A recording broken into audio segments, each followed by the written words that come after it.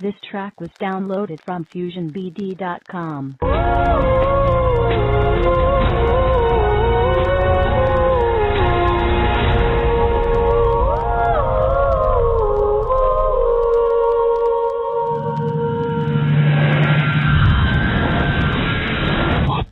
FM, haunted by Airtel.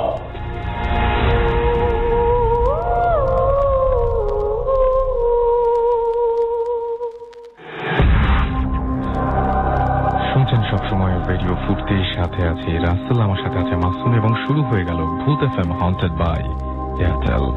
আমি জানি যে আজকে অনেক আয়োজনের পরেও, অনেক ইচ্ছা থাকা সত্ত্বেও অনেকে ভূত এফএম মিস করতে পারেন। তাদের জন্য সুখবরটি হচ্ছে আপনারা আবারও এই এপিসোডটা শুনতে পারেন। আর সেই জন্য যেটা করতে হবে, আপনাকে এয়ারটেল এম রেডিওর সাহায্য নিতে হবে।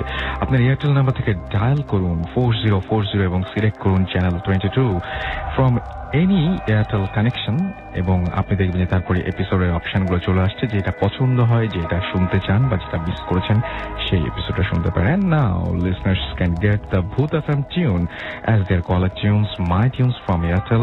Bhoot FM tune code is 92125. You can activate it by sending SMS. And সেজন্য আপনাকে যেটা করতে হবে, আপনাকে একটা SMS করতে হবে আপনার এয়ারটেল নাম্বার থেকে। লিখে ফেলুন CT স্পেস 92125 92125। এই নাম্বারটা অনেক ইম্পর্টেন্ট, কারণ এটাই হচ্ছে টিউনের কোড, এবং এটা পাঠিয়ে দিতে হবে 3123 নাম্বারে। আর প্রতিদিনের মতো আজকেও দেখতে পাচ্ছি যে অনেক SMS আগে থেকে এসে বসে আছে। আমি চাই যে আমরা শুরু করার পরে SMS গুলো আসুক, তাহলে আরো বেশি ভালো হয়। অনেকে আগে থেকেই লিখছেন যে অনেক ভয় পাচ্ছেন।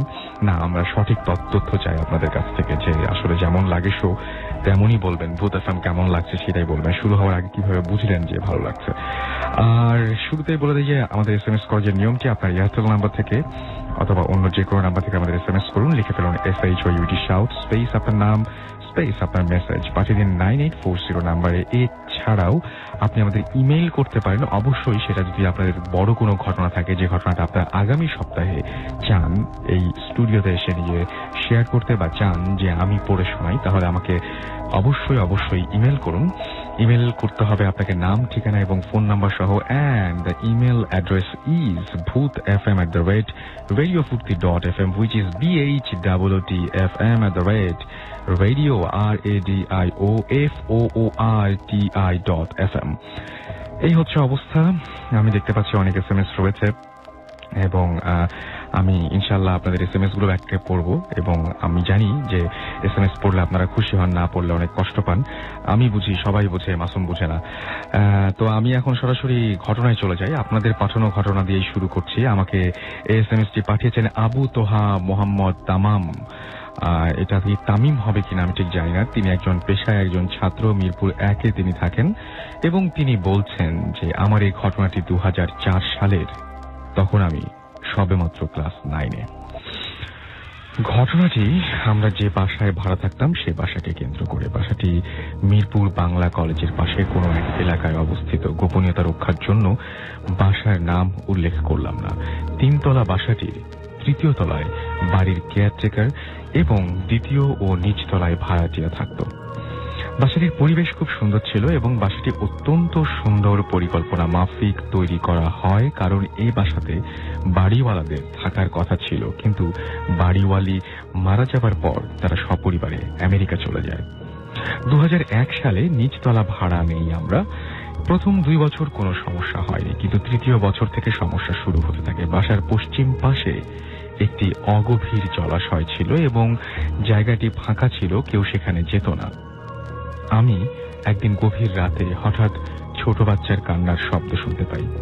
শব্দটি সেই জলাশয়ের দিক থেকে আসছিল। প্রথমে আমি এটাকে তেমন আমলে দেই নাই, কিন্তু সেই থেকে প্রতিদিন বিভিন্ন ধরনের শব্দ শুনতে লাগলাম, যেমন কুকুরের কান্নার শব্দ, বিড়ালের কান্নার শব্দ। আমার পরিবারের সবাইও সেই শব্দ শুনতে পেত, কিন্তু শব্দের কোনো উৎস খুঁজে পাওয়া যেত না। আজব ব্যাপার হচ্ছে, শব্দগুলো শুধু আমার পরিবারের সবাই শুনতে পেত, অন্য ওপরতলা বা অন্য বাড়ির কেউ পেত না। বাড়িতে মোট 5টি রুম ছিল, সবগুলো আমরা ব্যবহার করতাম না। একটি রুম খালি ছিল। তো এবার আমি গভীর রাতে একবার সেই রুম থেকে মানুষের কথা বলার ফিস ফিস শব্দ শুনতে পেলাম। আমি হতবাক হয়ে গেলাম, কিন্তু এসবকে তেমন গুরুত্ব দেইনি। এবার শব্দ আসা শুরু করলো আমাদের লিভিং রুমের সাথে টয়লেট থেকে। সেখানে কান্নার শব্দ, কিন্তু টয়লেট ছিল ফাঁকা। এরপর টয়লেটের লাইট কেটে গেল। নতুন লাইট লাগানোর 3 দিনের মাথায় আবার লাইট কেটে যায়। এভাবে 1 মাসে 10টি লাইট পরিবর্তন করা হয়। ইলেকট্রিশিয়ানকে ডেকে আনার পরও সে লাইনে কোনো সমস্যায় খুঁজে পায়নি। তারপর থেকে টয়লেটটিতে আমরা লাইট লাগানো বন্ধ করে দেই। আমার মা বরাবরই অত্যন্ত সাহসী ও পরহেজগার। তিনি প্রচুর আমল ও ইবাদত করতেন। তো এসব ঘটনা প্রত্যক্ষ করার পরও তিনি ভয় পেতেন না। তো আমার মা পাশের বাড়ির এক পুরাতন ভাড়াটিয়ার কাছে জানতে পারেন যে আমাদের বাসার যে টয়লেটটিতে সমস্যা হচ্ছিল, সেই টয়লেটটি বেশ কয়েক বছর আগে একটি কাজের মেয়ে আত্মহত্যা করে, যেটি আমরা আগে জানতাম না। পরে কেয়ারটেকার ক্ষমা প্রার্থনা পূর্বক সে আমাদেরকে কথাটি জানায় এবং সে স্বীকার করে। কিন্তু সমস্যার এখানেই শেষ নয়। এসব জানার পরেও আমাদের বাসাটি ছাড়ার কোনো সিদ্ধান্ত গ্রহণ করা হয়নি, কারণ আমার মা জানতে চেয়েছিলেন বাসাটির আসল সমস্যা কোথায়। এবার সমস্যা হলো আমার মায়ের বেডরুম সংলগ্ন টয়লেটে। সমস্যাটি হলো টয়লেটে কোনো পানির কল ধরলে ইলেকট্রিক শক খাওয়ার মতো অনুভূতি হতে লাগলো, যার কোনো ব্যাখ্যা আমাদের কাছে ছিল না।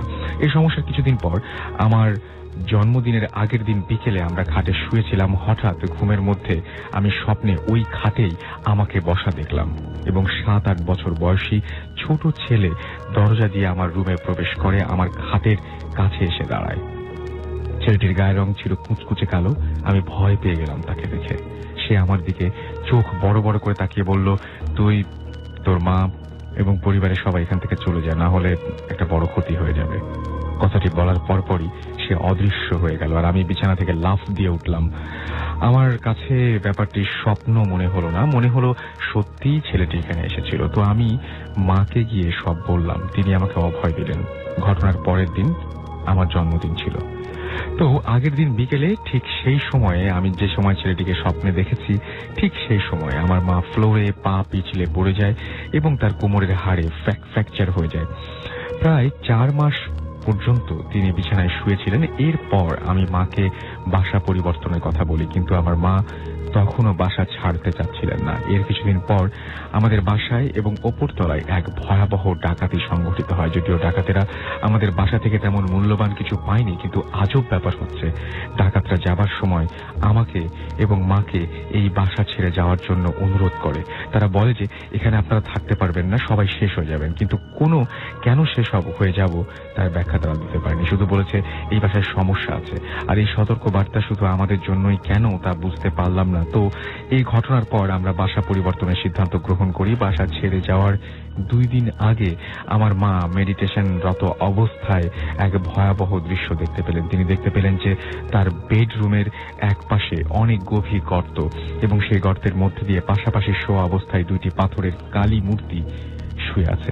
মূর্তিগুলো দেখতে 100 বছরের পুরনো মনে হয়। তারপরও আমরা নতুন বাসায় চলে আসি এবং বাসাটি ছেড়ে দিই। আমার মা আমাকে তিনি যা দেখেছেন বললেন। এই বিষয় নিয়ে আমি অথবা আমার মা আর কেউ কারোর সাথে কোনো এই ব্যাপারগুলোতে নিয়ে শেয়ার করিনি। এই ছিল ঘটনাটি সম্পূর্ণ সত্যি এবং আমার ও আমার পরিবারের জীবনের সাথে ঘটে যাওয়া এখানে বিশ্বাস অবিশ্বাস সম্পূর্ণ শ্রোতার উপর নির্ভর করে। আমার নাম সুব্রত কুমার দা। আচ্ছা, আরেকটা ঘটনায় চলে গেছিলাম আমি। এই ছিল ঘটনা এবং এই ঘটনাটি আরো একবার বলি। পাঠিয়েছেন আমাদেরকে আবু তোহা মোহাম্মদ তামাম, ছাত্র তিনি, এবং মিরপুর 1-এ তার বাসা, ঢাকায় তিনি বাস করছেন। এই ছিল ঘটনা। এর মধ্যে দেখতে পাচ্ছি যে আপনাদের অসংখ্য SMS চলে এসছে। আমাকে দীপ্ত লিখেছেন যে ভাইয়া নতুন তিনি আমাদের সাথে জয়েন করেছেন। এছাড়াও আমাদের সাথে জয়েন করেছেন বাঁধন ফ্রম চিটাগং এবং আজ তিনি তার ছোট ছেলে অন্তরকে নিয়ে, অন্তর একা একা শুনছে তিনি বলছেন যে তার হাজবেন্ড বাসায় নেই এবং তার খুবই ভয় করছে। আচ্ছা, এছাড়াও মিস্টার মোহাম্মদ তুফান আমাদের কুমিল্লা থেকে লিখেছেন যে ভাইয়া আমি নতুন, আমাদের সাথে তিনিও জয়েন করলেন। এছাড়াও চিটাগং থেকে দীপু বলেছেন প্লিজ ভাইয়া আজকে আমার SMS-টা পড়ো। আমি পড়ে ফেললাম আপনার SMS। আমাকে পিয়াস SMS করেছেন নারায়ণগঞ্জ থেকে। এছাড়াও আমাকে সবুর খান SMS করেছেন। এছাড়াও আমাকে SMS করেছেন, দেখতে পাচ্ছি এখানে সোহান, তিনি রেগুলার আমাদের সাথে থাকেন এবং রেগুলার আমাদের সাথে শোনেন, সেটা জানিয়েছেন। আশিক, পপি, প্রিয়া, প্রীতু, এবং আমাদেরকে গৌরীপুর থেকে তারা SMS করেছেন এবং তারা বলেছেন যে তারা ভূত FM অনেক পছন্দ করেন। ফারুক আমাদের SMS করেছেন, লিখেছেন আমি 1 মাস পর ভূত FM শুনছি। মানিক আমাদের SMS করেছেন আমাদেরকে নামটা লেখেনি, শুরুতেই বলেছেন ডিয়ার রাসেল।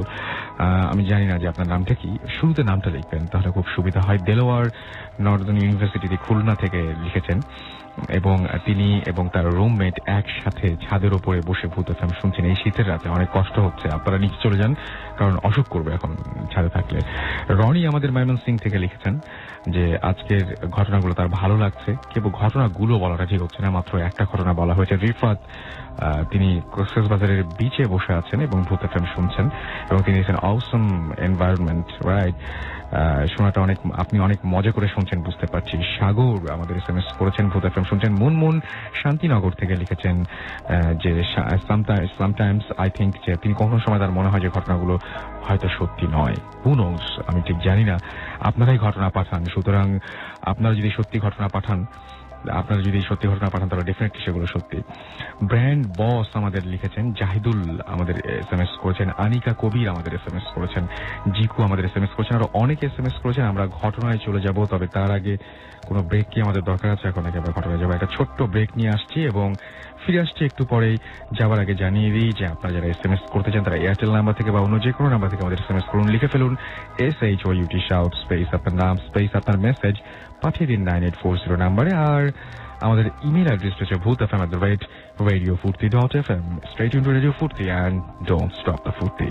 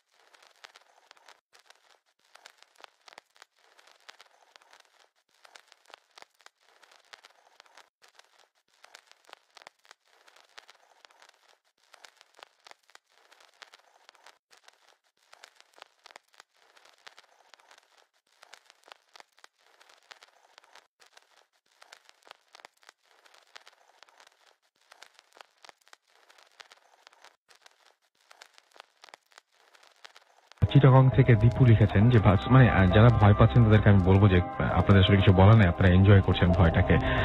চিটাগং থেকে দীপু আমাদের SMS করেছেন, আমি আর একা ভয় পাচ্ছি। আচল এবং অরণি আমাদের খুলনা থেকে SMS করেছেন এবং তিনি বলেছেন যে উই আর টু সিস্টার্স, এবং তারা দুজনেই আমাদের সঙ্গে রয়েছেন একসাথে। So thanks for being with us. এবং যারা SMS পাঠাচ্ছেন তাদেরকে অনেক অনেক ধন্যবাদ। যারা SMS পাঠাচ্ছেন এখনো নিয়মটা জানেন না তাদেরকে বলে দেই, আপনার মোবাইলের মেসেজ অপশনে গিয়ে টাইপ করুন SHOUT শাউট স্পেস আপনার নাম স্পেস আপনার মেসেজ পাঠিয়ে দিন 9840 নাম্বারে, আপনার এয়ারটেল নাম্বার বা অন্য যে কোনো নাম্বার থেকে। আর চলে যাব আবারও ঘটনায়, এবং আমাদের সঙ্গে আরো একজন গেস্ট রয়েছেন, তার নামটা আপনার নামটা বলুন প্লিজ।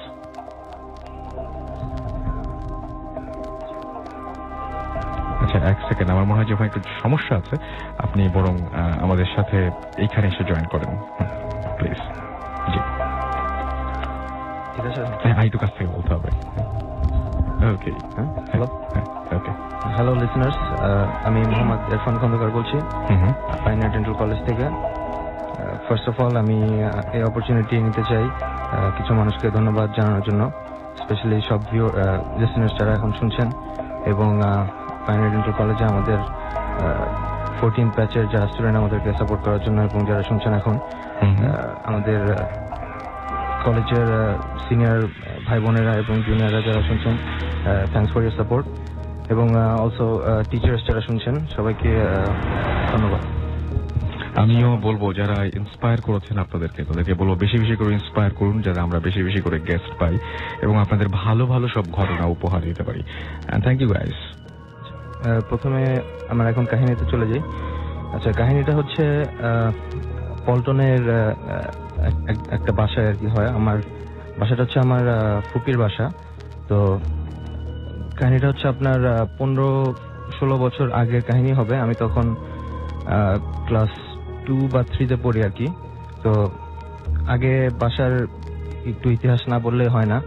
তো বাসাটা হচ্ছে 5তলা বিল্ডিং একটা, এবং খুব পুরানা বিল্ডিং। তো বিল্ডিং এর একটা ট্র্যাজেডি হয় আর কি, মানে বিল্ডিং এর 5তলায় যে ফ্ল্যাট ছিল, আর এটা যেহেতু অনেক পুরানো মানে স্টাইলের বিল্ডিং, সো এক একটা ফ্লোরে অনলি একটা করে ফ্ল্যাট, খুব বড় ফ্ল্যাট আর কি, 3000 স্কোয়ার ফিটের মতো। টপ ফ্লোর যেটা ছিল আর কি, ওখানে মানে একজন খুব চঞ্চল একটা ছেলে ছিল যে আর কি অ্যাক্সিডেন্টের কারণে ওখানে মারা যায় আর কি। মানে ওই বাসার যে সিলিংটা ছিল নর্মালি অন্যান্য ফ্লোরের থেকে এটার সিলিং এর হাইটটা অন্যান্য মানে ফ্ল্যাট থেকে একটু কম ছিল। সো বিছনা থেকে একজন লাফ দিয়ে সিলিং ধরতে পারে এরকম একটা হাইট ছিল। তো খেলা করতে করতে একদিন সে লাফ দিয়ে ফ্যান মানে ঘুরছিল সিলিং এ, এবং তার মাথা ওখানে ফ্যানের মধ্যে লেগে মানে ইনজুর্ড হয় এবং ব্লিডিং এর কারণে মারা যায়। তো এরপর থেকে ভাড়াটিয়ারা চলে যায়, কিন্তু যারাই আসে ভাড়াটিয়ারা কেউ থাকে না আর কি। মানে আসার পর হয়তো কয়েক মাস এরপরে চলে যায়। তো এইভাবে যখন দেখা গেল যে আসলে কেউ আসছে না, ভাড়া হচ্ছে না, কেউ কোনো ভাড়াটিয়া এখানে থাকছে না, তো বাড়িওয়ালা যিনি ছিলেন মানে আমার ফুপি, তো উনি চিন্তা করে যে ঠিক আছে আমরাই থাকি। ওনারা যদিও দোতলায় থাকতো, তো ওনার মেয়ে আমার ফুফাতো বোন আর কি, তো উনি চিন্তা করলো যে আমি উপরে থাকি। ওনার এক ছেলে আছে, আমার মানে রিলেশনে আমার নেফিউ হয়, তো যদিও আমার থেকে বয়সে অনলি 2 মাস ছোট। তো মানে আমার তো ওনারা দুইজন আর কি মানে ইয়েতে টপ ফ্লোরে থাকতো। তো ওখানে আমি, আমার ছোট ভাই এবং আমার যে নেফিউ ওর নাম রাজিন, আমরা 3জন ওখানে যে বারান্দাটা ছিল আর কি, বিশাল বড় বারান্দা, ওখানে আমরা মানে ক্যারাতে প্র্যাকটিস করতাম আর কি। আমার বাবা হচ্ছে একজন মার্শাল আর্টস এনথুজিয়াস্ট, সো আমাদেরকে ছোট থেকেই চেয়েছিল আর কি যে মানে সেলফ ডিফেন্সের জন্য মার্শাল আর্ট শেখানোর জন্য। সো আমাদের একজন সেন্সে ঠিক করা হলো, এবং সে প্রত্যেক সপ্তাহে একবার করে বা তিনবার করে আমাদের এসে ওখানে শেখাতো আর কি, বারান্দাটা আমরা শিখতাম। তো এখন যে কাহিনীটা হলো আর কি, তো ফার্স্ট অফ অল মেইন কাহিনীর আগে বলতে হয় যে আমি ওখানে আমার কিছু ওখানে কিছু মানে অদ্ভুত অনুভূতি হয়েছিল আর কি। ওইটা এই জিনিসটা আমি আগে বলতে চাই। একদিন এরকম মানে আমরা ওখানে প্র্যাকটিস করতাম বিকালে থেকে সন্ধ্যা হয়তো 7টা বা 8টা পর্যন্ত আর কি, 3 ঘন্টা। তো আমরা যখনই আমাদের হতো আর কি, পানি পিপাসা লাগতো, আমরা বারান্দা থেকে বের হয়ে ডাইনিং স্পেসে এসে পানি খেয়ে আবার চলে যেতাম। তো বেশ দূর ছিল আর কি বারান্দা, ডাইনিং স্পেস, এবং মাঝখানে একটা বড় হলওয়ে ছিল, এবং এই হলওয়ের ডান দিক এবং বাম দিক এক একটা দরজা ছিল, যে দরজাগুলোতে বিভিন্ন রুমে ঢুকে আর কি। তো এরকম একদিন আমি পানি খেতে আসলাম, পানি খেলাম, খেয়ে যখন আমি ব্যাক করছি তখন সন্ধ্যার পর আর কি, আমাদের প্র্যাকটিস প্রায় শেষের দিকে চলে আসছে। তো আমি ব্যাক করার সময় যে হলওয়েটা, ওই হলওয়েটা খুব একটা উজ্জ্বল মানে ছিল না, মানে ওখানে অনলি একটা লাইটই ছিল, 60 ওয়াটের একটা বাল্ব ছিল। তো আপনারা বুঝতে পারছেন যে একটা ব্রাইটনেস কত হতে পারে, অনেক লম্বা হল।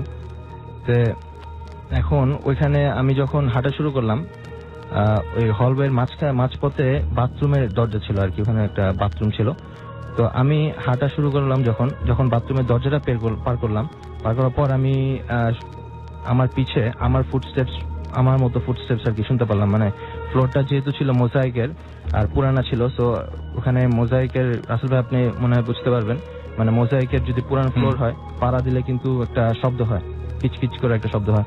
তো আমি তো হাঁটলে অনলি আমার শব্দই শুনবো, আমি তো অন্য কারো শব্দ শুনবো না।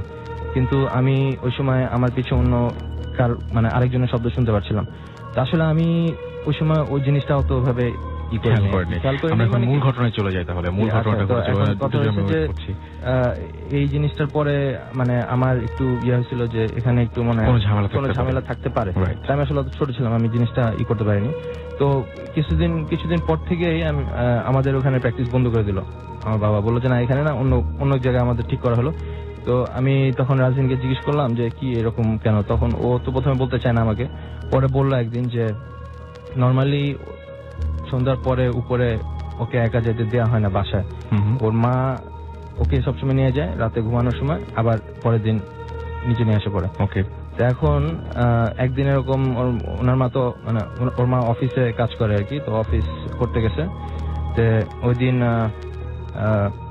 সে সন্ধ্যার পরে সে পড়তে বসছে, পরীক্ষা, তো কিছু বই সে আনতে ভুলে গেছে উপর থেকে। তো সে উপরে চলে গেল বই আনার জন্য, চাবি নিয়ে উপরে চলে গেল। আর ওর যে নানি, মানে আমার ফুপি, উনি তাকে বলে দিচ্ছিল ভালো করে যে তুমি একা যাবা না, তুমি যদি যাও কাউকে নিয়ে যাবা। তো ও তাড়াতাড়ি চলে গেছে, ওই জিনিসটা মনে ছিল না। তো চাবি নিয়ে উপরে গেল, দরজা খুলে সে তার রুমে গেল আর কি। তার রুমে যে তার বই দরকার সে বই নেওয়ার পর কারেন্ট চলে গেল বাসায়। আচ্ছা, পুরোপুরি অন্ধকার। তো সে কোনো মতো রুমে কোথায় ক্যান্ডেল আছে, যেহেতু তার নলেজে ছিল, সে ক্যান্ডেল জ্বালালো। তো ক্যান্ডেল জ্বালানোর পরে সে এখন বের হবে আর কি, রুম থেকে বের হয়ে যে হলওয়েতে আসলো, দেখলো যে ক্যান্ডেল নিভে গেল। মনে করলো যে হয়তো বাতাসে, কিন্তু সে আবার জ্বালায়, আবার হলওয়েতে গেল, নিভে গেল। এভাবে করতে করতে সে চিন্তা করলো যে আমি হলওয়েতে দাঁড়াই আমি ক্যান্ডেলটা জ্বালাবো। হলওয়েতে সে দাঁড়ায়, সে ক্যান্ডেল জ্বালাইলো, কিন্তু দেখলো যে আবার নিভে গেল, এবং সে এবার স্পষ্ট ফিল করলো কেউ ফু দিয়ে ক্যান্ডেলটা নিভাই দিচ্ছে। আচ্ছা, তো তখন সে একটু ঘাবড়ে গেল যে এরকম হচ্ছে কেন।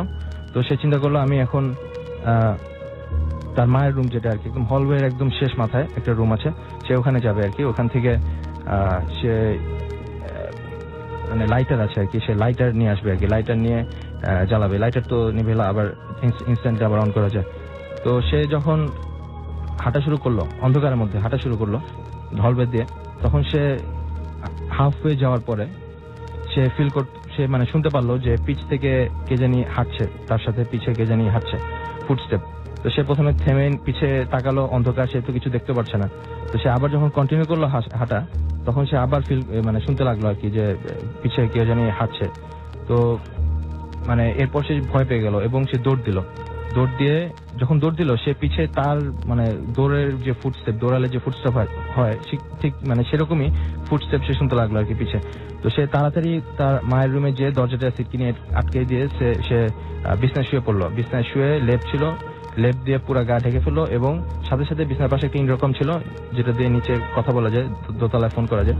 সে ফোন দিয়ে তার নানিকে বললো যে তুমি তাড়াতাড়ি উপর আসো, আমি শব্দ শুনতেছি, তুমি তাড়াতাড়ি উপর আসো। তো ওই সময় ফোনে শোনার পরপরই তার নানি তাকে বকা দিল যে তুমি একা গেছো কেন, তোমাকে তো বলছি কাউকে নিয়ে যেতে। তো বলছে যে আমি এখনই আসতেছি। তো সে ফোনটা রেখে আবার লেপে নিচে চলে যায়, রুম অন্ধকার। আচ্ছা, তো এখন মানে 1-2 মিনিটের মধ্যে সে দেখতে পারলো যে তার দরজার মধ্যে প্রথমে হালকা পাতলা শব্দ নক করার, এরপরে ধাপ করে দরজাটা খুলে গেল। কে জানি ধাক্কা মেরে দরজা খুলে ফেললো, এবং সে লেপের নিচে। সে লেপের থেকে বের হইতে খুব ভয় পাচ্ছে যে আমি কি বের হবো নাকি বের হবো না। সে ওই সময় দেখতে মানে লেপের সাইডে একটু মানে ফাঁকা ছিল আর কি, সে ওখান দিয়ে বাইরে দেখতে পাচ্ছে যে লাইট দেখা যাচ্ছে, কিরকম একটু সাদা সাদা লাইটের মতো দেখা যাচ্ছে, কিন্তু সেই জিনিসটা কি পুরো ফুল ভিউতে তো নাই, সে বুঝতে পারছে না। তো এটার কারণে সে খুব ভয় পাচ্ছিল যে সে কি বের হবে না কি করবে। আর সে তারপর একটু পরে শুনতে পাচ্ছে যে ওই যে জিনিসটা আছে মানে রুমে আছে তার সাথে, সেটা বিছনার পাশ দিয়ে হাঁটতেছে, তার চারপাশে সার্কেল করে, চারপাশে সার্কেল করার মতোই আর কি, সে শুনতে পাচ্ছে আর কি।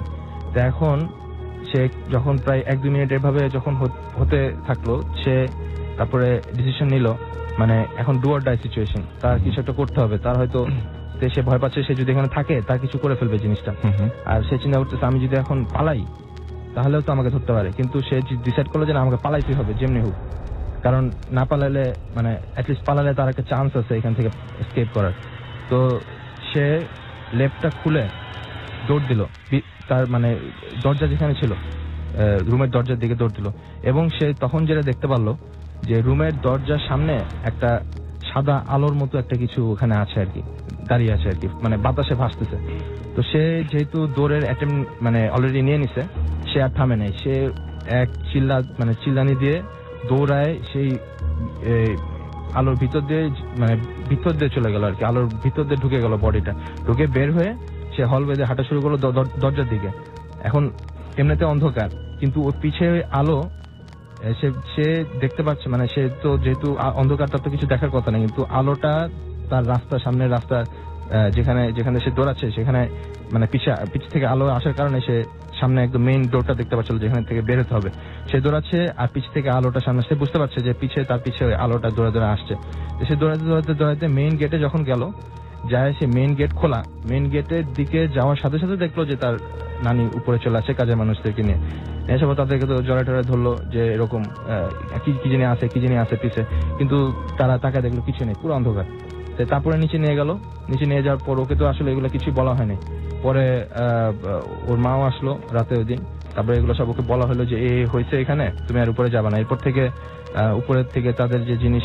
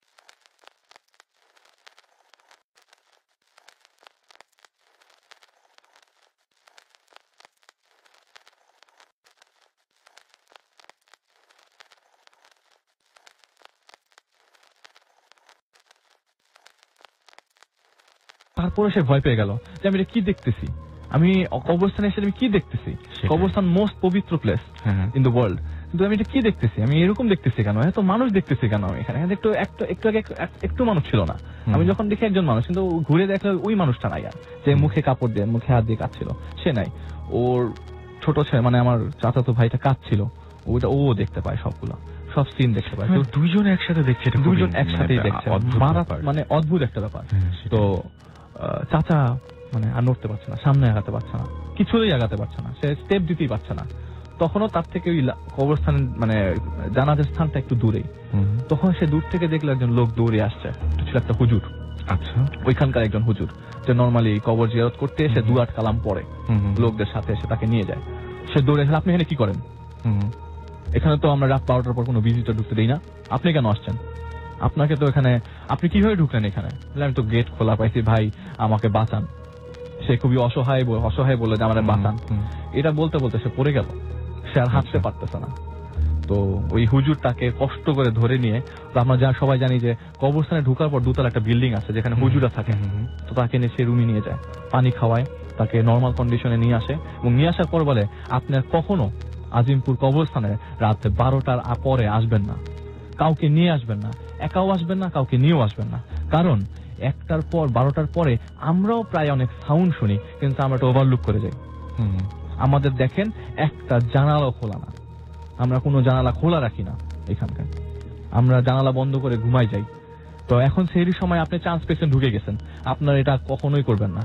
এরপর থেকে আমার চাচা একটু মানে কবরস্থানটা জিয়ারত করে আস্তে আস্তে কমিয়ে দেয়, কারণ সে এরপর থেকে কবরস্থানে খুব কম যেত, মানে যেতই না বলতে, তার ভয়ের কারণে সে এখনো পর্যন্ত প্রচন্ড ভয় আছে যে কবরস্থানে যাবে। সে নাকি এখনো প্রায় মানে স্বপ্নের মধ্যে হোক নর্মালি মানে ওই মানুষের হাঁটার সাউন্ড গুলা পায়, এবং যে যখন সে দেখে মানুষগুলো হাঁটছে, কারো পায়ে কোনো স্যান্ডেল ছিল না, সবাই ছিল খালি পায়ে, এবং সবার পরনে ছিল কাফনের কাপড়। আচ্ছা, সো এরকম মানে একটা খুবই মানে আমি এটা মানে রাসেল ভাই আমি বলছি লোম দাঁড়িয়ে যাচ্ছে, খুবই স্বাভাবিক। আমি এটা আমার কাছে 3-4 দিন আগে তো নিশ্চয়ই যিনি এক্সপেরিয়েন্স করেছেন তিনি যেভাবে বলেছেন, আরো বর্ণনাগুলো অন্যরকম ছিল, আর অনেক অনেক ভয় লাগার কথা। সেটাই মানে খুবই ইন্টারেস্টিং ব্যাপারটা, ইন্টারেস্টিং বলছি আসলে ব্যাপারটা, যার মানে না সে দেখেছে এরকম কবরের উপর দিয়ে মানুষ হেঁটে যাচ্ছে, কবরের উপর দিয়ে হেঁটে যাচ্ছে মানুষ, সেটাই মানে এটা খুবই ভয়ের হওয়ার কথা। এবং আমি জানি না যে আমার সামনে যদি এরকম কোনো ঘটনা ঘটতো তাহলে আমি কি করতে পারতাম। সো তারপরে খুবই স্বাভাবিক যে উনি একদম হাঁটতেই পারছিল না, উনি সেন্সলেস হয়নি, বাট উনি হাঁটতে পারছে না, ওনার সারা মানে হাত পা কোনো কিছুই চলছিল না। ওই হুজুরের হেল্প না থাকলে সে ওখানেই হয়তো বা পড়ে থাকতো বা বসে থাকতো, কিছু একটা করতে আর কি। ওনার যে কোনো ধরনের অ্যাটাক হয় না, এটাই ওরকম সে নড়তেই পারছে না, একদম তার হাত লিম্বস গুলা মুভ করছিল না, হাত পা ঠান্ডা হয়ে গেছে। সো যাই হোক, আমরা আরো কিছু এসএমএস দেখতে পাচ্ছি। আমাদের আরিফ MM কলেজ যশোর থেকে এসএমএস করেছেন, আমাদেরকে এসএমএস করেছেন রোমান সুপি, আমাদেরকে ঢাকা থেকে এসএমএস করেছেন, ভয় লাগছে আমাদেরকে। এছাড়াও এসএমএস করেছেন দেখতে পাচ্ছি যে আমাদেরকে আবজিৎ, আচ্ছা আমাদেরকে ঘোষের বাপ এসএমএস করেছেন ওল্ড ঢাকা থেকে, আমাদেরকে এসএমএস করেছেন ভাইয়া আমার নাম খোরশেদ। এছাড়াও আমাদেরকে আবরার এসএমএস করেছেন আমাদেরকে অনেকগুলি। রনি চিটাগং থেকে, যে ভাইয়া আর কত এসএমএস দিলে পড়বে আমি, আচ্ছা, এবং তিনি বলছেন যে তিনি আমাদের ভূত এফএম শুনছেন, আচ্ছা আপনাকে আর এসএমএস দিতে হবে না, আমি এসএমএসটা পড়ে ফেলেছি, থ্যাংক ইউ আমাদেরকে এসএমএস পাঠানোর জন্য। রোমান আমাদের এসএমএস করেছেন। এনিওয়েজ, আমরা আবার একবার জানিয়ে দিই আমাদের এসএমএস করার নিয়মটি হচ্ছে bhuthfm@radiofurti.fm, এটাতে আপনারা ইমেল করবেন, আর এসএমএস করতে হলে আপনার এয়ারটেল নাম্বার থেকে বা অন্য যে কোনো নাম্বার থেকে মোবাইলের মেসেজ অপশনে গিয়ে টাইপ করুন SHOUT শাউট স্পেস আপনার নাম স্পেস আপনার মেসেজ পাঠিয়ে দিন 9840 নাম্বারে। আর সেই সাথে আমি বলি, আরো একবার বলতে চাই, সেটা হচ্ছে যদি আমাদের এই শোটা আজকে আনফরচুনেটলি কেউ মিস করেন, আমি জানি যে অনেকেই অনেক আশা করে, অনেক কষ্ট করে, অনেক সময় বের করে কালকের কথা চিন্তা না করে আমাদের সাথে আছেন, তারপরে যদি কেউ জাস্ট ইন কেস মিস করে ফেলেন, তাহলেও হতাশ হবার কিছুই নেই। আপনি এয়ারটেল এম রেডিওর সাহায্য নিতে পারেন। আপনার এয়ারটেল নাম্বার থেকে ডায়াল করুন 4040 এবং সিলেক্ট করুন চ্যানেল 22, আর আপনি তারপরে দেখবেন যে একের পর এক এপিসোডের অপশনগুলো আপনি পেয়ে যাচ্ছেন, এবং আপনি আপনার পছন্দের এপিসোডটি বেছে নিন সেখান থেকে। And now listeners can get the Bhoot FM tune as their caller tunes, my tunes from Airtel. Bhoot FM tune code is 92125 and you can activate it by sending an SMS or SMS to CT space 92125 এবং send করুন এটা 3123 নম্বরে।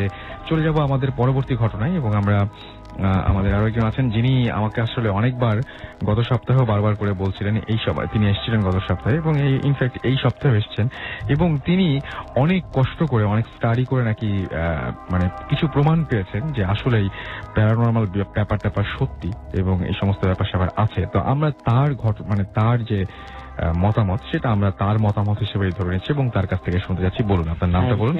আমি Humayun, Dhaka medical college থেকে। ওকে, আমি প্রথমে radio ফুটটিকে ধন্যবাদ জানাচ্ছি। আমাদের কাউকে ধন্যবাদ জানাতে হবে না, আপনি একদম পুরোপুরি ঘটনায় চলে যান। তো আত্মা আছে কিনা, ভূত জিন এগুলো আছে কিনা, এগুলো নিয়ে তর্ক কিন্তু বহুদিনের। সবাই মোটামুটি তর্ক করে যে কেউ বলে আছে কেউ বলে নেই, এবং বিজ্ঞানও তর্ক করে। বিজ্ঞানের একদল বলে যে বিজ্ঞানীরা ঠিক তর্ক মানে এটা বিজ্ঞানের বিষয় না আসলে। সায়েন্টিফিক্যালি তর্ক হয় যে একদল বলে আছে আর একদল বলে নেই। যারা বলে আছে তারা হাজার হাজার প্রমাণ দিয়ে গেছে যে আছে, আর যারা বলে নেই তারা কোনো প্রমাণ দিতে পারেনি, শুধু বলছে যে নেই, এগুলো আজগুবি। তো যে প্রমাণগুলো দেওয়া হয়েছে যে আছে সেগুলো, সেই প্রমাণগুলো থেকে আমি কিছু প্রমাণ আজকে শেয়ার করতে যাচ্ছি। তো প্রথমে আমি শেয়ার করতে যাচ্ছি আত্মার অস্তিত্ব আছে কিনা এটা নিয়ে। আত্মার অস্তিত্ব আছে কিনা এটা প্রমাণ করার জন্য প্রথম যে বিজ্ঞানী পদক্ষেপ নিয়েছিলেন তার নাম হচ্ছে সার্জন ডানকান ম্যাকডুগাল।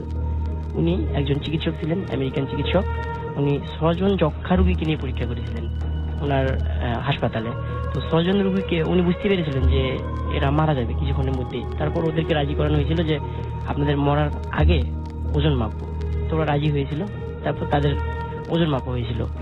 আচ্ছা, ওজন মাপার পর জীবিত অবস্থায় ওজন মাপা এবং মরার পর ওজন মাপার পর উনি আশ্চর্যজনকভাবে লক্ষ্য করলেন যে 2 অবস্থায় ওজনের কিছু তারতম্য হয়েছে। 21 গ্রাম ওজন কমে গেছে সবারই, প্রত্যেকেরই 21 গ্রাম করে ওজন কমে গেছে, 0.75 আউন্স করে ওজন কমে গেছে। তারপর উনি সিদ্ধান্তে আসেন যে আসলেই এদের মাঝে এমন কিছু ছিল জীবিত অবস্থায় যেটা মরার পর বের হয়ে গেছে, এটা কি আত্মা নয়? তারপর ইনি তার এই থিওরিটা আমেরিকান মেডিসিন নামক জার্নালে 1907 সালে প্রকাশ করেন। আপনারা যারা আগ্রহী এই 1907 সালের আমেরিকান মেডিসিনটা পড়ে দেখতে পারেন।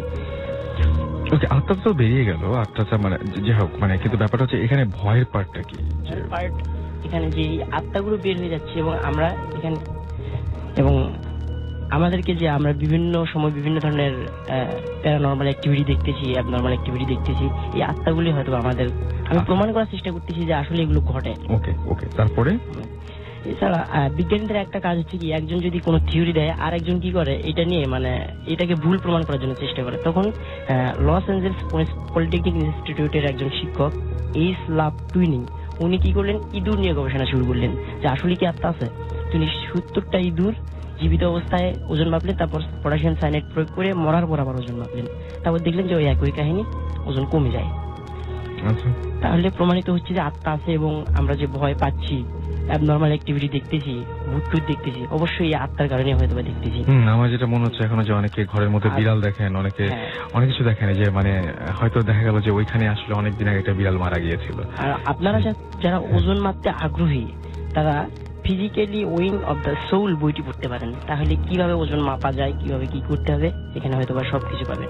আমরা মাঝে মধ্যে অশরীরী সাউন্ড শুনতে পাই, হঠাৎ করে রাস্তায় যাচ্ছি, হঠাৎ একটা বিকট শব্দ শুনতে পাই, ভয়ঙ্কর একটা শব্দ শুনতে পাই। এটারও সাইন্টিফিক কিছু ব্যাখ্যা আছে আসলে যে এটা প্যারানর্মালি ঘটতেছে। তো ক্যাসেট রেকর্ডার দ্বারা ভূতের কণ্ঠ রেকর্ডিং করাকে ইভিভি বলে। এটার নাম পুরো অর্থ হচ্ছে ইলেকট্রিক্যাল ভয়েস ফিনোমেনা।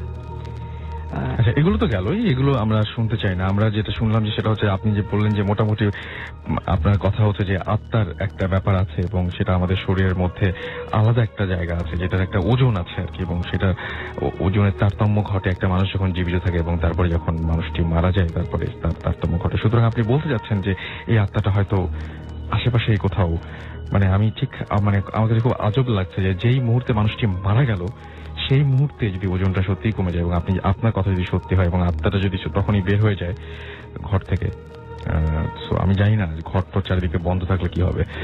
আমরা এখন আবার SMS এ যাবো। SMS পড়বো কিছু। SMS আমাকে শিখা SMS করেছেন এবং তিনি দেখছেন আজকে অনেক ডাক্তাররা ইনফ্যাক্ট আপনাদের সঙ্গে রয়েছেন, সবাই মানে অলমোস্ট ডাক্তার এখানে। সো আজকে অনেকেই জয়েন করছেন, তারা সবাই যে বিভিন্ন মেডিকেল কলেজের নাম দিচ্ছেন, আমি সেগুলো পড়তে চাচ্ছি না আসলে। আমাকে শারমিন SMS করেছেন, এছাড়াও SMS করেছেন আমাদেরকে মনীষা, জ্যোতি, বিথি এবং আমাদের SMS করেছেন অলিউর রহমান বরিশাল পুলিশ লাইন থেকে। অলরাইট, আমাদের মহিউদ্দিন লিখেছেন যে আমরাও 4 জন ফেনী কলেজ হোস্টেল থেকে লিখছি। নিপু রাঙামাটি থেকে লিখেছেন আমাদেরকে। কুমিরিমুল আমাদের লিখেছেন, SMS করেছেন। আনিস করাইল TNT থেকে আমাদের SMS করেছেন। রিয়াজ SMS করেছেন। নাইম SMS করেছেন। SMS করেছেন ময়মনসিং থেকে আশির। SMS করেছেন ফাহাদ, উর্মি, এছাড়াও নিলয় সহ আরো অনেকে। আমাদের আবারও গেস্ট চেঞ্জ করতে হবে, সো আমরা একটা ছোট্ট ব্রেক নেই এবং ব্রেকের পরে আবারও ফিরে আসছি। সেই পর্যন্ত আমাদের সঙ্গে থাকুন, রেডিও ফুর্তির সাথে থাকুন। এবং আপনাদেরকে বলে দেই, সেটা হচ্ছে যে আপনারা আমাদের SMS পাঠাতে পারেন। SMS পাঠানোর নিয়মটি হচ্ছে মোবাইলের মেসেজ অপশনে গিয়ে টাইপ করুন SHOUT শাউট স্পেস আপনার নাম স্পেস আপনার মেসেজ পাঠিয়ে দিন 9840 নাম্বারে, আপনার এয়ারটেল নাম্বার থেকে বা অন্য যে কোনো নাম্বার থেকে। স্টে টিউনড টু রেডিও ফুর্তি অ্যান্ড ডোন্ট স্টপ দ্য ফুর্তি।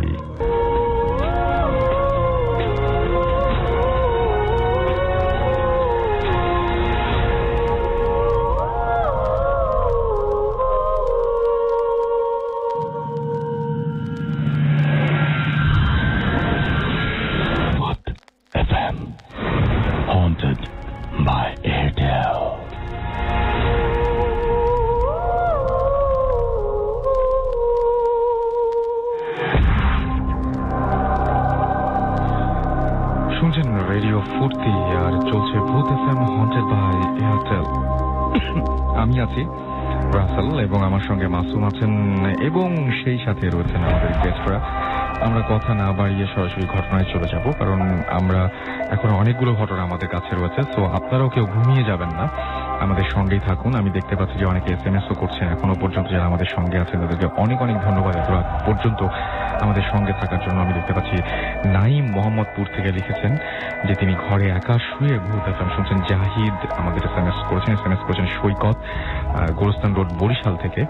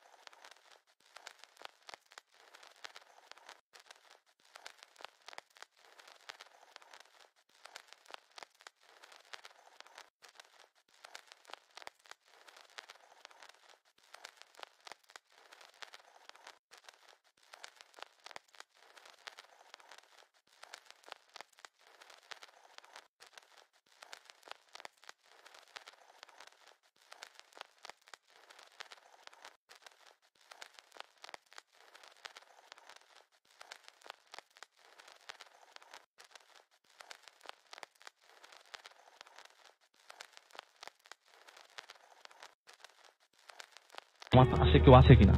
ওটা তাকাতে তাকতে দেখলো ওটা ভ্যানিশ হয়ে গেছে। সে তাড়াতাড়ি বাসায় চলে যায় এবং পরদিনই তার বাবাকে গিয়ে ইনফর্ম করে। তার বাবা খুবই ওলি টাইপের একজন মানুষ, খুবই নামাজ কালাম পড়তো। সে সবসময় এই মানে যে কি বলে দোয়া কালামের মধ্যে থাকতো সারাক্ষণ। তো উনি ঘটনাটা শুনলেন, শোনার পরে বলে যে তুমি সবসময় একটু সেফ থেকো, এই তাবিজটা সাথে রাখো। সে তাবিজ দিয়ে দিল। কিন্তু ওই তাবিজ নেওয়ার পরও আমার চাচি দেখা বন্ধ করলেন না।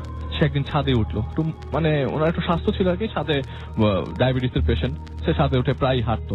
তো ছাদের থেকেও সে একদিন দেখতে পেল জিনিসটা। ওকে, এটা আমার চাচির ঘটনা গেল। তার 7 দিন পর আমার বড় চাচা রাত্রে করে বাসায় ফিরছে। রাত্রে তখন 1টা বাজে। সে আসার সময় দেখলো যে কি দেয়ালের উপরে কে বসে আছে। সে ভাবলো যে এত রাতে, তো তাকে কি জিজ্ঞেস করি, তুই কে, দেয়ালে বসে আছিস কেন, এত রাতে বসে আছিস কেন? আমাদের এরিয়া, আমার দাদা চাচার ওখানে জন্ম, তারা একটু পাওয়ার দেখাতে গিয়ে জিজ্ঞেস করলো তুই কে। ও যখন ওনার দিকে ফিরলো, ওই চেহারা বলার মতো আর না, চাচা ওইখানেই শেষ। আচ্ছা, তো চাচাকে ওখান থেকে পরে দেখলো যে দারোয়ান ছিল আমাদের এখানে, দেখেছে চাচাকে পড়ে গেছে, তাকে ওকে নিয়ে বাসায় চলে যায়। কিন্তু দারোয়ান এখানে এসে কোনো কিছু দেখে নাই, তো দারোয়ানের কাছ থেকে আমরা কোনো কিছু পাই নাই। কিন্তু ওখানে দারোয়ান কন্টিনিউয়াসলি পাহারা দিত। তো আমাদের পাশের বাসায় যে একটা মানে ভাইয়া আছে, সেও দেখেছে। এবং এই মেসের লোকজনও প্রায় টিনের উপরে সাউন্ড পেত। মেসটা দোতলার উপরে টিন, প্রায় সাউন্ডটা পেত। তো এরকম করতে করতে একদিন ওই মানে চাচির বাবা, তাকে ইনফর্ম করা হলো। সে আসলো ওইখানে এবং সে এসে বলে কড়ই গাছটা তো খুবই খারাপ কড়ই গাছ, এইখানে তো তুমি কিভাবে যাওয়া আসা করো তোমরা, আমি বুঝি না। তো পরের দিন সে খুব দোয়া কালাম পরে এই কড়ই গাছটা বেঁধে দেয়। এর 1 সপ্তাহ মাঝে কড়ই গাছটা পুরাটাই শুকিয়ে পড়ে। একদমই আমি আপনাকে এখন গেলে দেখাতে পারবো কড়ই গাছটা, একটা পাতাও নাই, কিন্তু কড়ই গাছটা এখনো ওখানে দাঁড়িয়ে আছে। আচ্ছা, এখনো দাঁড়িয়ে আছে, একটা পাতাও নাই, কিচ্ছু নাই। তো এরপর থেকে ওই জিনিসটা ছাদে মানে কড়ই গাছ আর দেখা যায় না। কড়ই গাছ আর আম গাছ, ওই আম গাছের পাশে বাঁশঝাড় ছিল, ওখানেই দেখা যেত নর্মালি জিনিসটাকে। এরপর থেকে কেউ আর দেখতে পেত না। রিসেন্টলি 6-7 মাস আগে আমার ফুপি এখন আমাদের নারায়ণগঞ্জে থাকতো, এখন সে চলে এসেছে 5 তলায়। আমার ফুপা মারা গেছেন আর কি, তো আমাদের সাথে থাকে 5 তলায়। সে 5 তলায় ছাদে, তারও ডায়াবেটিস আছে, সেও ছাদে প্রায় হাঁটে আর কি। তো সন্ধ্যার সময় 5টা থেকে 6টা পর্যন্ত হেঁটে 5-6 মাস আগে সে সন্ধ্যার সময় দেখলো আমাদের ছাদের উপর ট্যাঙ্কি উল্টো হয়ে কে জানি দাঁড়িয়ে আছে। ট্যাঙ্কির উপরে, আমাদের ট্যাঙ্কিটা মানে যেদিক দিয়ে ছাদে উঠে ওটার উপরে আবার ঢালাই করা, ওইটার উপর ট্যাঙ্কি, তো ওখানে দাঁড়িয়ে আছে উল্টো হয়ে। ফুপি প্রচন্ড ভয় পেয়ে যায় যে এখনো কি এই জিনিসটা আছে। সে আগে শুনতে পায় ঘটনাটা, তো সে দেখেনি কখনো, কিন্তু এই 5-6 মাস আগে সেই জিনিসটা দেখতে পায়। এবং সেজন্য আমি বলেছি যে আমার বাসাটাতে এই পর্যন্ত অনেক কিছু হয়েছে যেটা আমি জানতাম না। আজকে রেডিও ফুড থেকে না বলে আমি আর পারিনি। হ্যাঁ, আমি সবচেয়ে বড় কথা যে রোড নাম্বার বা কোনো কিছু বলছি না, জায়গাটা হচ্ছে আমার একটা জায়গা যেটা নিয়ে আমরা অনেক অনেক অনেক কথা শুনেছি। এরকম একটা জায়গা ঢাকাতে, তাই না? মানে জায়গাটা তো ধানমন্ডিতে, আমি বলে দিলাম ধানমন্ডিতে। এবং ধানমন্ডিতে আমরা আমাদের যখন ভূত এফএম শুরু করি তখনই ধানমন্ডি দিয়েই শুরু হয়েছিল ঘটনাটা। এবং ধানমন্ডিতে যারা চলাফেরা করছেন এবং ধানমন্ডিতে যারা বাস করেন তারা একটু সাবধানে থাকবেন। এবং ধানমন্ডিতে ওই যে বলে না যে সম্ভাবনাময় একটা এলাকা আর কি, ধানমন্ডিতে সমস্ত দেখা। যাদের খুব শখ তারা এই ভূত এফএম শুনতে শুনতে আপনার জানালার পর্দাটা একটু সরিয়ে দিন বা ছাদে চলে যান, দেখবেন কিছু একটা দেখার সম্ভাবনা থাকতেও পারে। আমি অবশ্য মানে কি বলবো যে আমার যে ঘটনাগুলো বলি সেটাও মনে হয় ওই এলাকার কারণে, আমার ওই আশেপাশেই থাকতে হয় এবং সেখানেও এই ঘটনাগুলো ঘটে এই একটা কারণে। কিন্তু অনেকেই দেখেছে। হ্যাঁ, সেটাই আমি এর আগেও একটা ঘটনা বলেছিলাম যে আমার এরকম হয়েছিল যখন আমি আগে ওই এলাকার কাছাকাছি থাকতাম না, কিন্তু আনফরচুনেটলি আমি শুনতে পাইনি, মানে আমি দেখতে পাইনি, কোনো সাউন্ডও পাইনি। আচ্ছা, আপনি এখনো পর্যন্ত দেখতে পাননি? আচ্ছা, তো আপনি কি দেখতে চান নাকি? সেটা আমার খুব দেখার ইচ্ছা। তাহলে তো কোনো সমস্যা নেই, দোয়া করি আপনি খুব তাড়াতাড়ি দেখে ফেলেন। এবং আপনি দেখে ফেললে লাভটা কি আমার? আমি দেখতে পেলে লাভটা হচ্ছে আমি আপনাকেই ওই দিন সাথে করে নিয়ে যাবো। এক্স্যাক্টলি, আপনি এসে সেটা শেয়ারও করতে পারবেন, সবাই জানতে পারবে। Thank you. আমার যেটা মনে হয় যে আমার কিছু এসএমএস পড়া উচিত।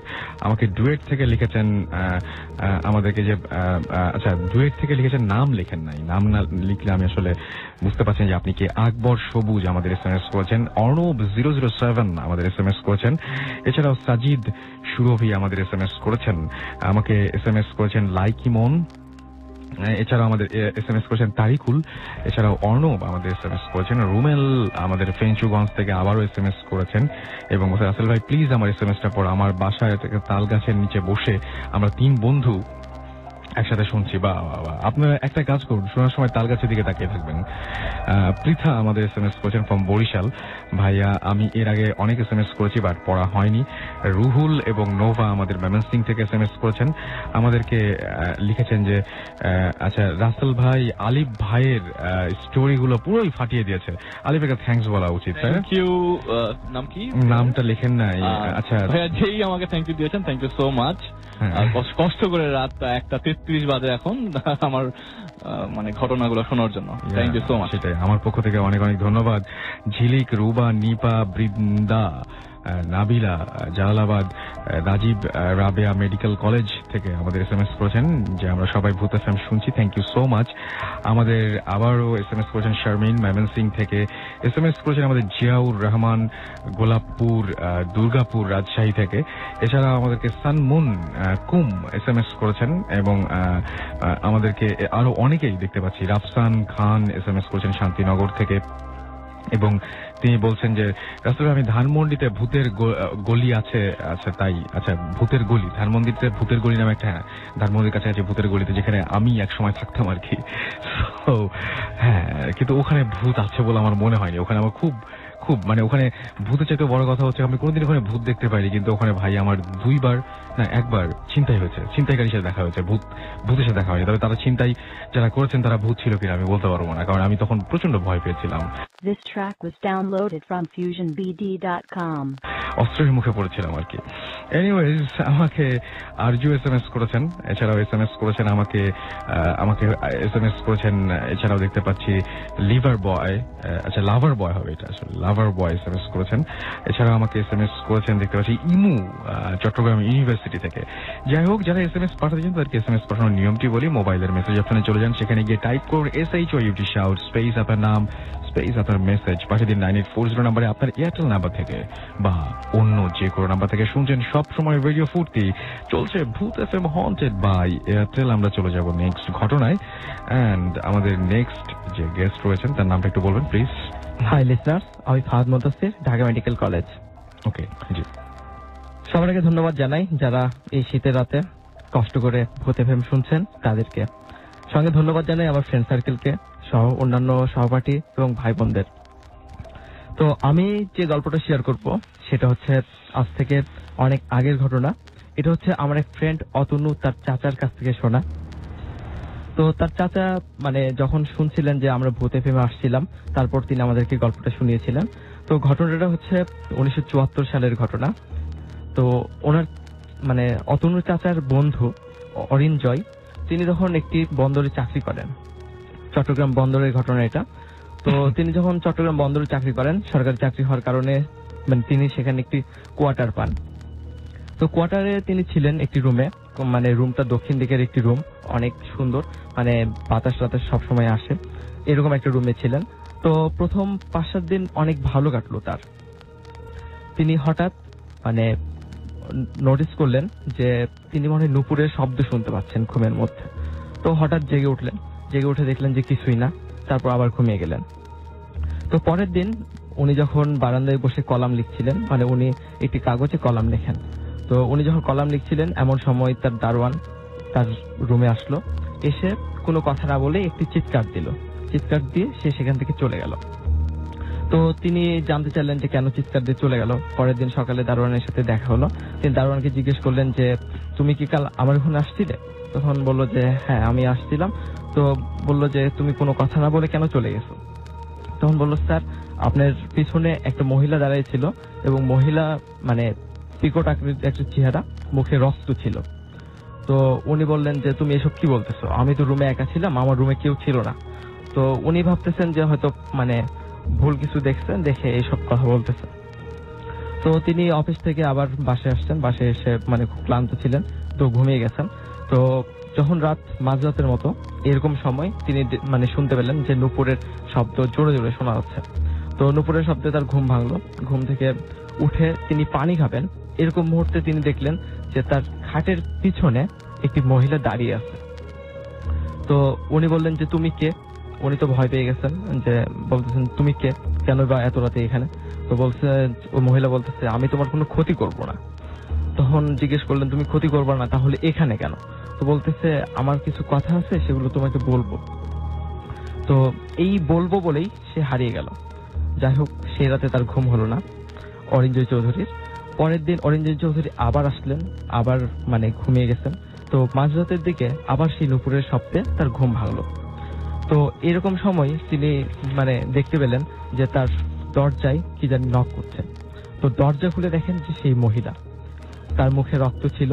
তো তিনি স্বাভাবিকভাবে অনেক ভয় পেয়ে গেছিলেন। তারপর অনেক কৌতূহলী মানুষ একটু সাহস করে তাকে জিজ্ঞেস করলো যে তুমি আবার এসেছো কেন? তখন মহিলা বলল যে আজকে আমি আমার কথাগুলো তোমাকে বলবো। তখন অরিঞ্জয় চৌধুরী জানতে চাইলেন যে কি ঘটনা। তখন উনি বললেন যে 1971 সালে যখন মানে পাক বাহিনী মানে ওই রুমে তাকে ধরে এনে মানে ধর্ষণ করে হত্যা করায়। তো তারপর উনি বলতেছেন যে আমার অতৃপ্ত আত্মাটা এখনো থেকে গেছে পুরো হ্যামলেট। তো যখন মানে ওই মহিলা কথা বলতেছিলেন, তো ওই মহিলা বলল যে আমার পায়ে একটা নূপুর আছে, এটাই হচ্ছে তুমি আমাকে চিনতে মানে যে শব্দটা শুনতে পাও সেটার শব্দ।